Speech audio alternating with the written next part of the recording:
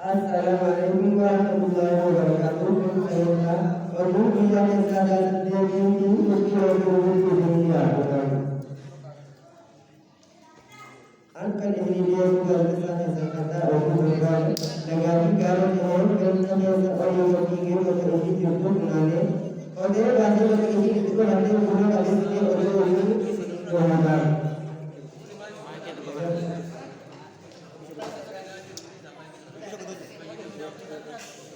Egas dan betul kita apa jemu. Dua ni tengah awal. Durang bersih. Dah betul tak kenya. Undanu baga kuya apa jema. Baga kuya apa jema kuya ida hanan isingge. Isai korin cakesani. Duranu tanah berbadi asani isingge tu berbada. Kuya dengan kuya ini atau misangking kamu. Apa jadi alatnya? Apa deshaji tu. Egal halkan eda guyya irraa idatu hoggaan dhaga'u gammachuun if wallaalee as utaalee achi utaalee waa takka dhagarree nama as garagalee nalaalee booda ifirraan deemee kanaan